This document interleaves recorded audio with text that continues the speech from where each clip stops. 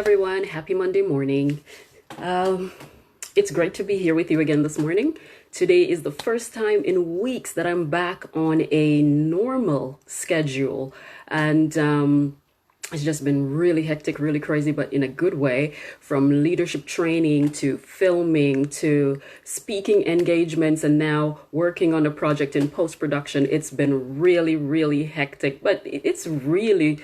It's good. If you look at my face, you will see me smiling, which means that I'm in my element here. This is really good. Now, it got me thinking that sometimes our to-do list, the items on our to-do list can become a bit overwhelming. And if we're not careful, can lead to burnout.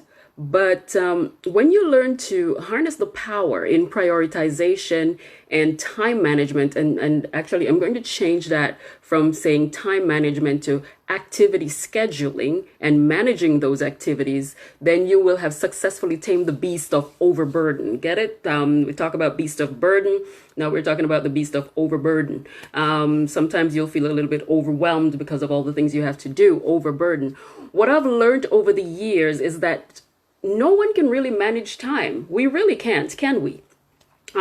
Because when you think about it, whether we are sleeping or working or eating or exercising, whatever it is, or if we choose to do nothing at all, time still moves on, right? Whether you're sick or you're well or you're living or you're dead, awake or asleep, time is still rolling on. So we really can't manage time. What we can do, though, is to manage our activities according to the time that we have. And we each have 24 hours in a day. How we choose to spend those 24 hours is going to be entirely up to us. We cannot manage the hours, we cannot manage the minutes, but we can manage what we do, the activities that we do within that 24-hour time frame.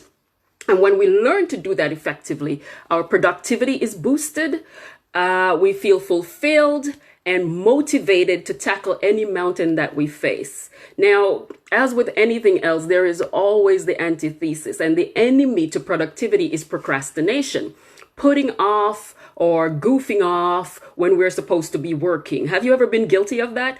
I used to be that individual. I used to be goofing off all the time. And there are times when even lately, I find that when I get to a place where I'm at a threshold, I have big decisions to make. It sometimes makes me want to procrastinate, and I will go into that place where I delay making decisions. That's procrastination too. Not making a decision is also a decision in a sense, right? So that will cause us to procrastinate. So when we put off or goof off when we're supposed to be working, it's procrastination. And in the past, procrastination was associated with poor time management, but more and more nowadays, psychologists are realizing that it has nothing to do with time management or activity scheduling at all. What it has to do with, it's the negative emotions that are associated with the task that you should be or want to perform.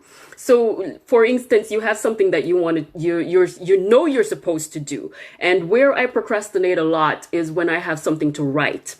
When I'm working on a book or I'm working on a script and I'm not sure how the next scene is supposed to go, I procrastinate all the time. Like, I don't want to work on this because I don't know what to do. But it's the negative emotions associated with the task. Maybe you find the task difficult to do. Maybe you don't want to do the task, or you find it boring, or you think you're no good at it. All of these things, when you think about it, is what leads to procrastination. So think of all the times that you've procrastinated and think how you were feeling in those moments, and you'll see it's nothing to do with the activity or the scheduling of the activity. It's how you're feeling about it, the negative thoughts that are associated, the negative emotions that are associated with that activity, right? These thought patterns, though, are what motivates you to procrastinate. And you get that nice play on words there, motivate to procrastinate. That's the writer in me speaking right there. Anyway, once you become aware of them, though, that's where the power lies. You now have the power to change them. Once you become aware of them, you can easily switch into another mode and get things going. Switch out of procrastination to productivity, right? And as Pablo Picasso says, putting off for tomorrow what you can do today is reckless. He says, only put off for tomorrow what you're willing to die having left undone. So if it's not important for you to do it, you can always put it off for tomorrow. But if it is important, make sure you get it done today, because if you put it off for tomorrow, guess what's going to happen? You're not going to affect your timelines for the next day and the next day and the next day. So you're going to have to find a way to make up for the time that you're missing out. All right. So remember, what I want to leave you with today, you cannot manage time, but you can manage your activities according to time. So practice proper activity scheduling. Here's to you having a productive week.